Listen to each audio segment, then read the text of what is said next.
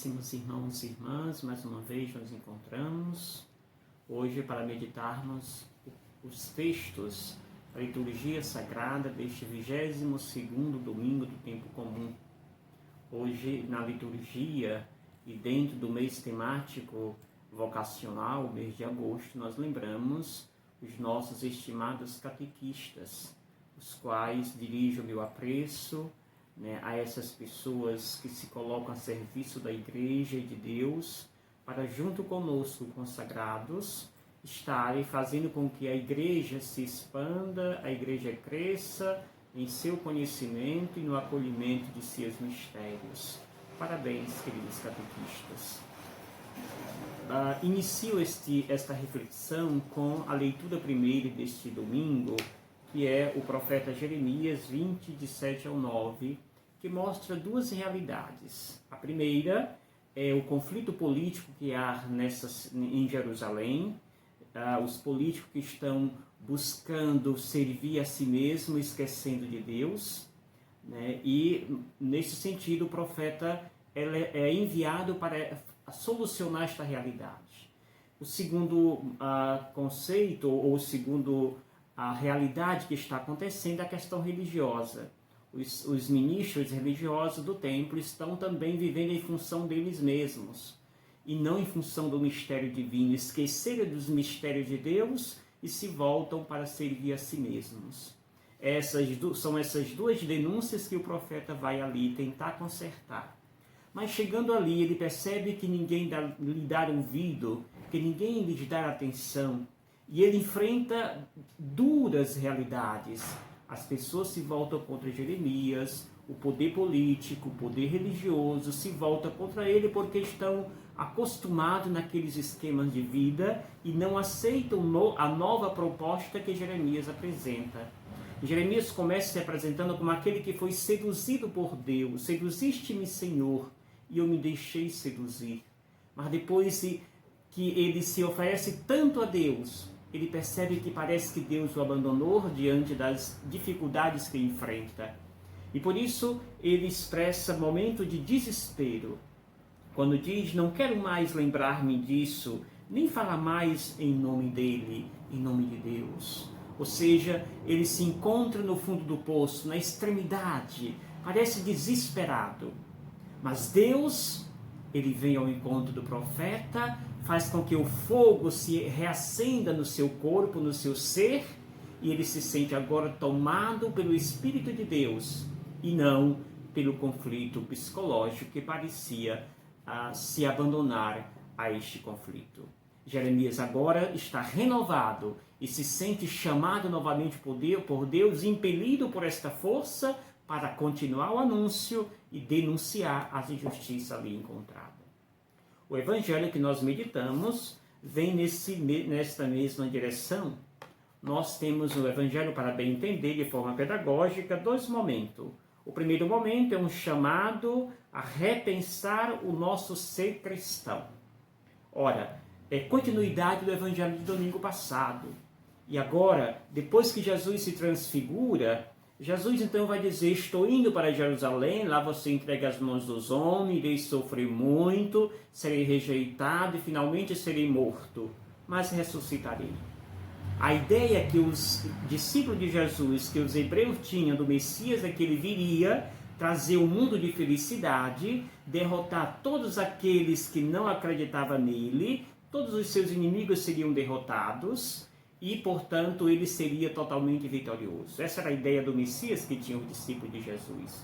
E Jesus está dizendo: não, eu estou indo para sofrer, ser morto por aqueles que me perseguem. Essa ideia não entra na cabeça dos discípulos. Por isso Pedro se aproxima de Jesus e chama Jesus no particular e quer dar um conselho para Jesus. E diz: Senhor, não permitiremos que nada de mal te aconteça. Jesus olha para Pedro e diz: afasta de mim, Satanás, pois não pensas como Deus e sim como os homens. Jesus usa a expressão Satanás porque a ação de Pedro assemelha a ação de Satanás. Quando Satanás, no deserto, tenta Jesus, que apresenta para Jesus todos os mundos fantasiosos, e diz: se tu se ajoelha nos meus pés, tudo isto será teu. Pedro está dizendo: Senhor, não permitiremos que nada disso que tu dizes aconteça, mas tu viverás a felicidade que o Messias trará. E Jesus diz: afasta de mim, Satanás, porque não ages como Deus, mas sim como os homens. Temos medo da cruz. E aí, a segunda parte, última deste evangelho, Jesus vem dizer para nós as condições que precisa para segui-lo. Quais são as condições que nós precisamos para seguir Jesus? E aí, Jesus diz que são duas as condições. A primeira é: se alguém quer me seguir, renuncie a si mesmo. É preciso renunciar a si mesmo. E como que nós renunciamos a nós mesmos?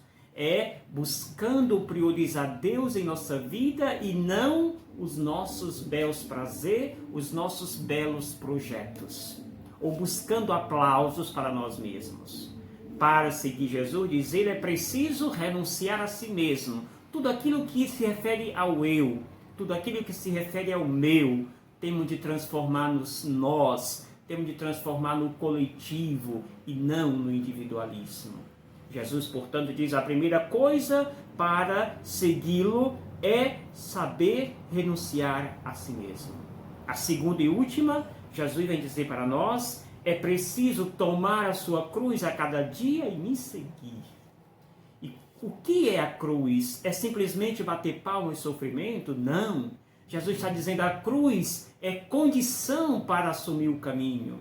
A condição a cruz é uma condição que aparece no caminho e eu só posso, portanto, percorrer esse caminho se abraço esta cruz. Do contrário, não farei acontecer o projeto salvífico de Deus. E assim, Jesus vai dizer para nós que assumir a cruz é ser capaz de perder a sua vida pessoal para ganhar a vida em Deus. É como aquele grão de semente. Você tem, digamos, um saco de feijão.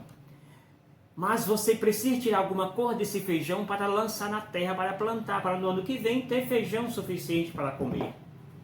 Aquele que pensa somente em si, na sua barriga cheia, consome todo o feijão e esquece de plantá-lo. Se eu não plantei, ano que vem não terei para suprir a minha fome.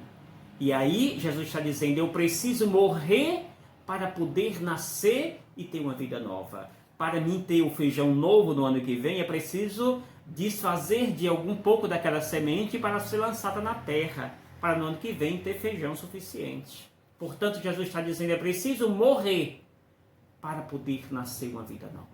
E aquele que perde a sua vida por causa de mim, ganhará. Será vitorioso. Caríssimos, termina São Paulo a sua liturgia da palavra fazendo uma denúncia aos ritos mirabulosos, aos ritos que prezam pelo ritualismo, pelas belas vestes, pelos altares muito ornamentados. Paulo condena esse tipo de expressão quando ali se esquece a misericórdia e a caridade.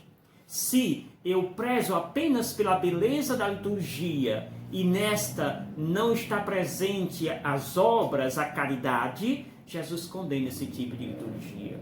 E diz: não podemos nos conformar com o mundo, ou seja, não podemos nos aderir aos ideais do mundo, pois os ideais do mundo ferem os ideais de Deus. Portanto, por isso é necessário que nós renunciemos às propostas do mundo e abracemos definitivamente a proposta divina. Que o Senhor nos abençoe, nos faça santo, nos dê coragem, empoderamento, para que cada dia saibamos renunciar nossos projetos pessoais e buscar fazer acontecer os projetos de Deus. Em nome do Pai, do Filho e do Espírito Santo. Amém. Gratidão.